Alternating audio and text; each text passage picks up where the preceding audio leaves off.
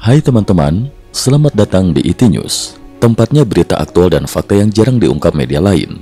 Yuk dukung kami dengan cara subscribe, like, komen, dan share, supaya lebih banyak orang tahu apa yang sebenarnya terjadi.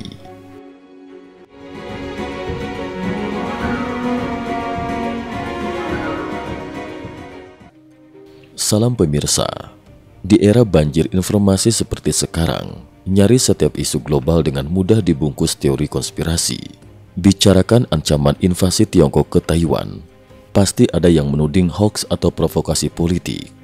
Tuduhan Rusia membantu Tiongkok membangun sistem militer, label konspirasi pasti langsung menempel.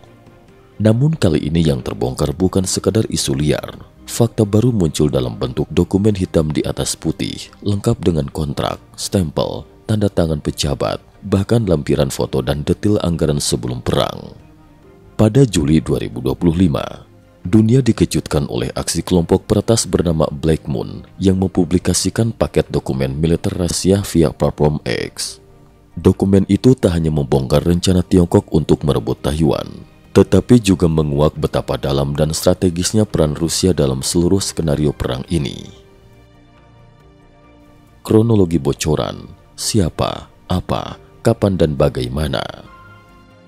Black Moon mengklaim menguasai puluhan dokumen kerjasama militer antara Tiongkok dan Rusia. Dokumen kunci adalah kontrak antara Rosoboronexport, perusahaan ekspor alat pertahanan terbesar Rusia, dan CETC International, anak usaha utama Komisi Militer Pusat Tiongkok untuk kerjasama luar negeri. Proyek yang diangkat bernama Sistem Otomatisasi Komando Udara dengan nilai 34.970.000 US dollar. Kontrak ditekan pada 26 April 2021 dan kini tahun 2025 sudah memasuki tahap implementasi nyata di lapangan.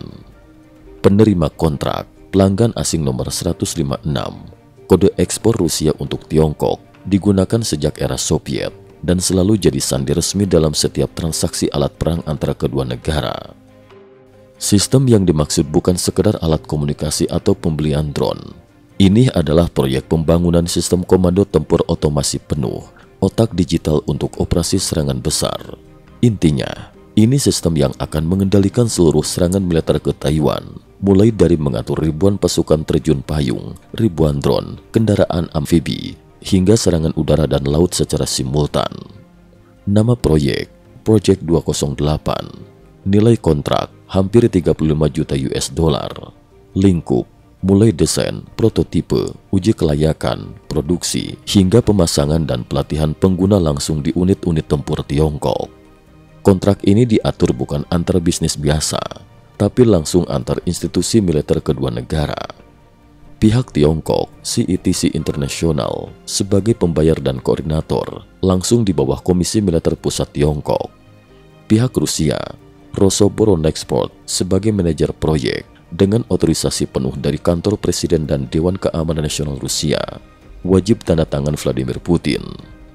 Daftar perusahaan industri pertahanan Rusia yang terlibat: Kurgan Masjavod, pembuat pendaratan tempur BMD-4 untuk pasukan terjun payung; Robin Design Bureau, spesialis sistem elektronik dan modul kendaraan; Instrument Design Bureau, pembuat sistem kendali rudal presisi tinggi; Research Institute for Communication and Control System, spesialis komunikasi militer dan sistem otomasi; Special Design Bureau, tim R&D, peralatan tempur khusus. Semua entitas berada di bawah grup industri pertahanan utama Rusia, Constellation Concern. Unit penerima akhir adalah Komisi Penerimaan Militer ke-443, Kementerian Pertahanan Rusia, gerbang utama ekspor seluruh sistem tempur aktif Rusia.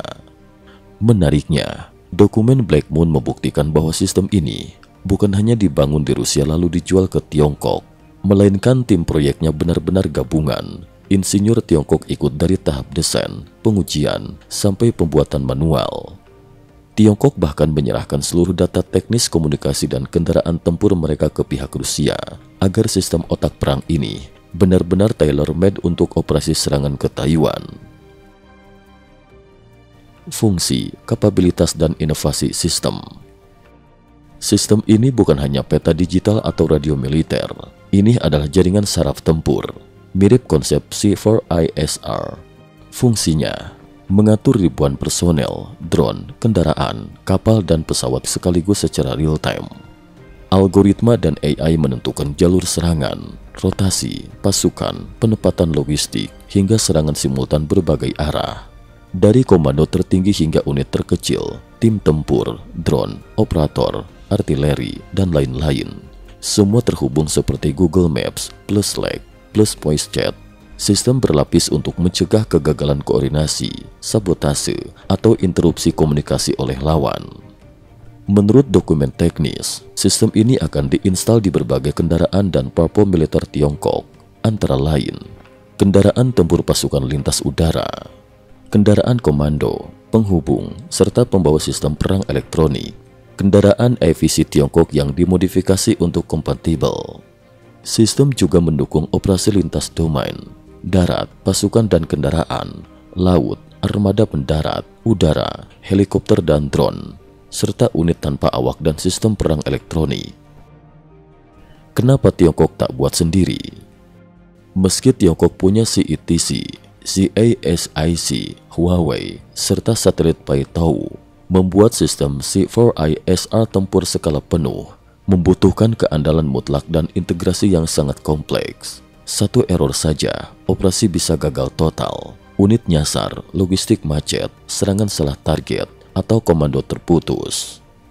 Birokrasi R&D Tiongkok penuh konflik kepentingan, pejabat titipan, sistem rahasia berlapis, serta masalah information silos yang membuat proyek tempur strategis rentan error. Pengalaman Rusia. Meski teknologinya kadang dianggap kuno, Rusia punya jam terbang tempur tinggi.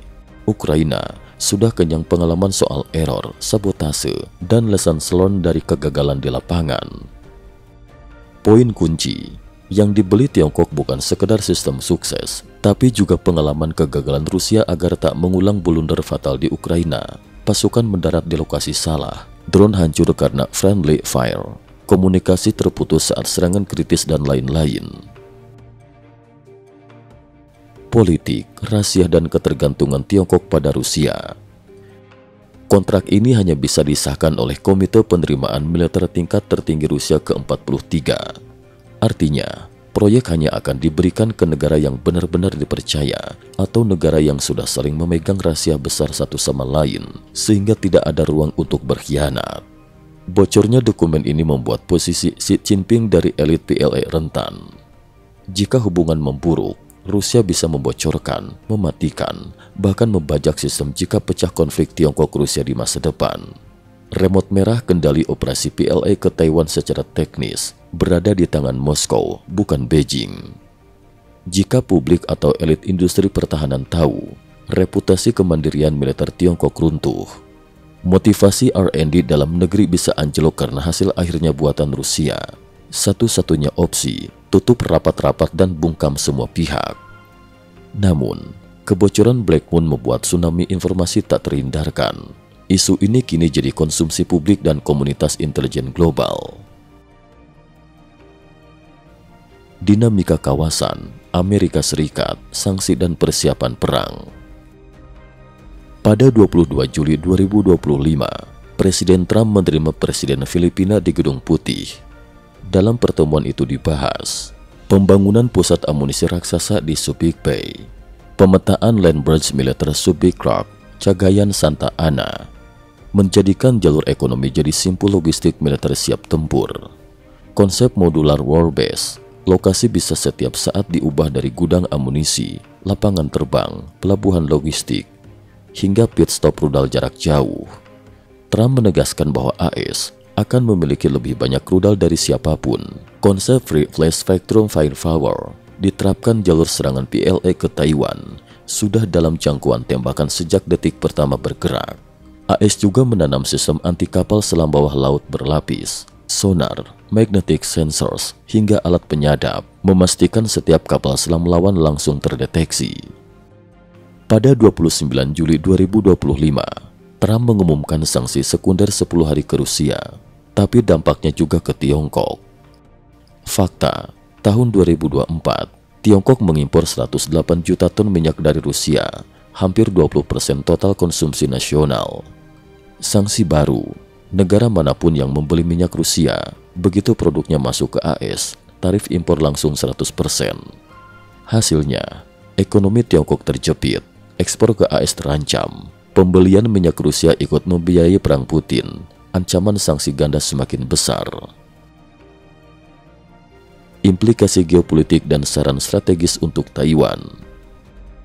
Agar tidak jadi korban testbed sistem komando gabungan Tiongkok-Rusia, Taiwan harus segera mengintegrasikan sistem pertahanannya ke jaringan real-time Amerika, Jepang, dan Australia. Mengambil pola Israel, sistem peringatan dini, AI analitik ancaman, serta mekanisme reaksi cepat yang terkoneksi langsung ke pusat reaksi sekutu.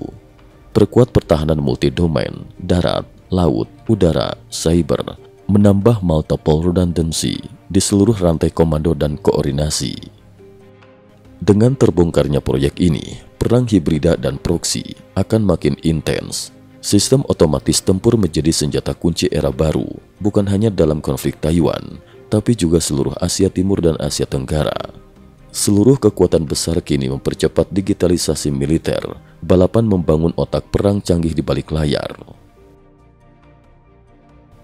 Epilog, sebuah dunia di ujung krisis. Laporan ini mengungkap bahwa persiapan invasi Tiongkok ke Taiwan bukan sekedar retorika politik, tapi sudah memasuki tahap operasional penuh dengan dukungan teknologi, pengalaman, dan rahasia perang dari Rusia.